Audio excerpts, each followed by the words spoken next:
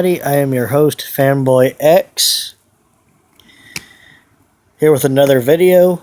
Reading through this trade paperback, Siege Prelude, which I got from my library because I've read Captain America Reborn and a bunch of stuff that came after that to do with Captain America, and I realized that Siege came first, so I was like, hey, I'm going to go back and read Siege.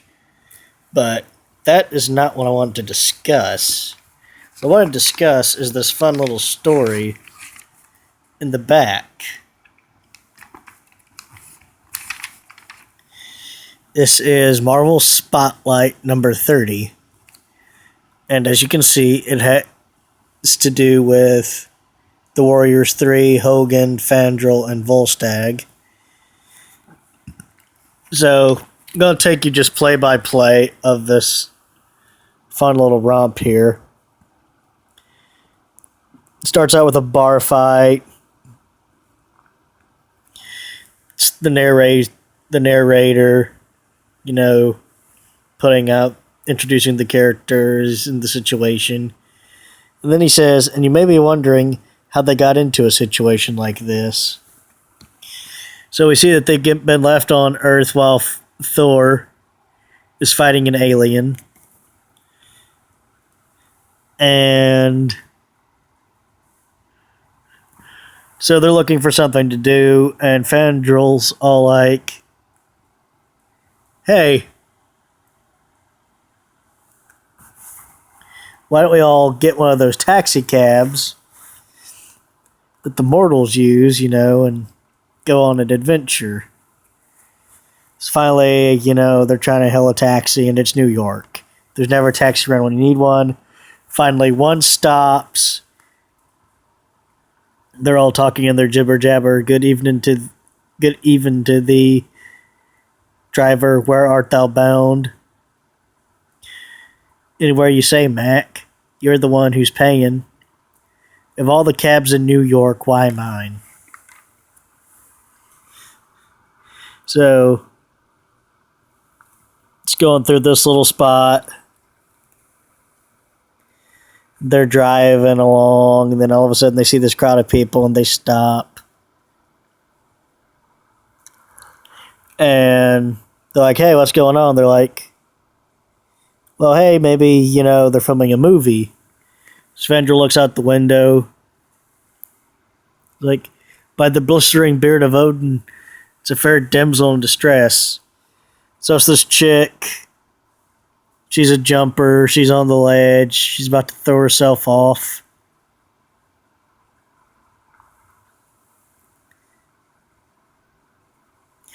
And Fandral asks, why doth such a fair maiden stand upon so perilous a perch?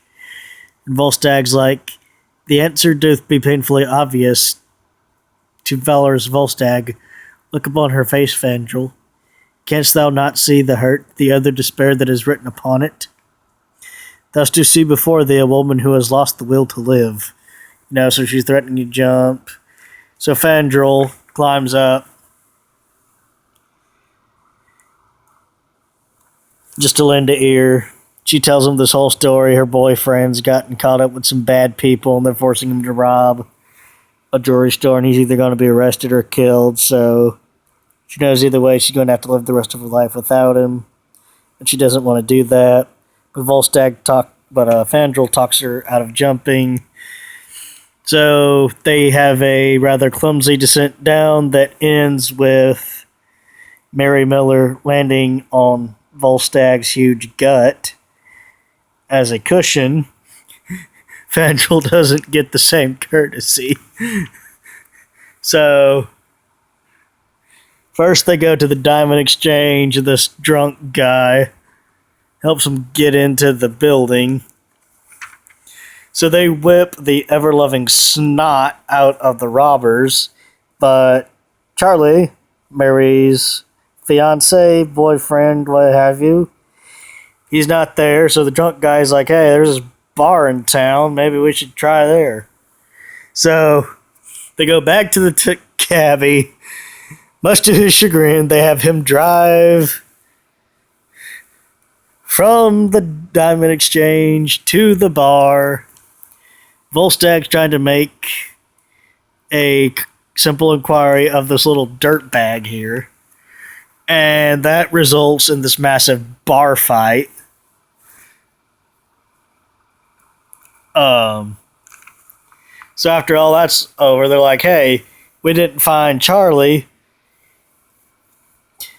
Our quest isn't over, and, his birthday in a Britain one. How many other taverns are there in this vicinity? Oh, about 18, I think, give or take a couple. Nay, we must repeat this madness 18 times again, ere we finally locate Mary's betrothed.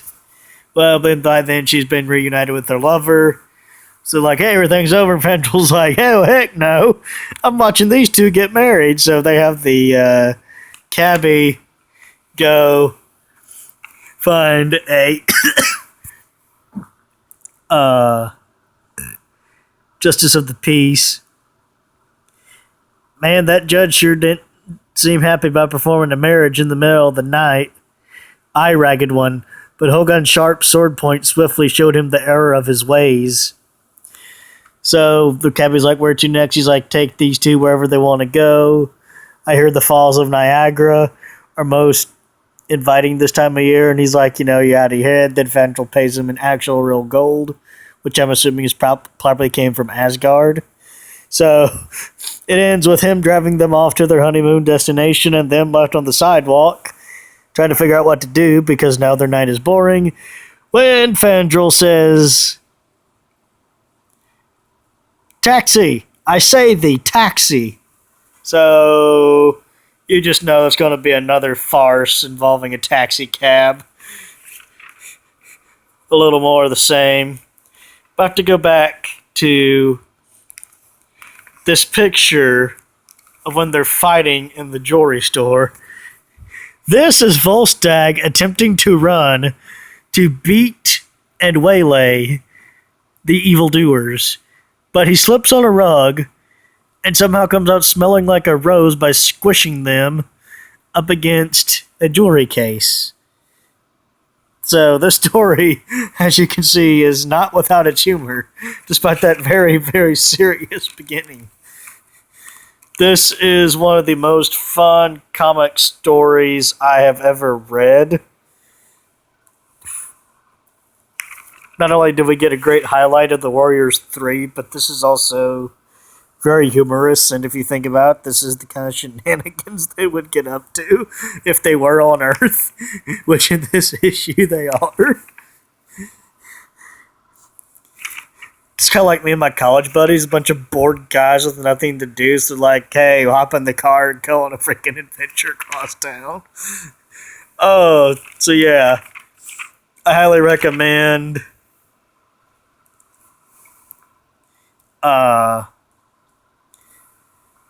Marvel Spotlight number 30, Warriors 3.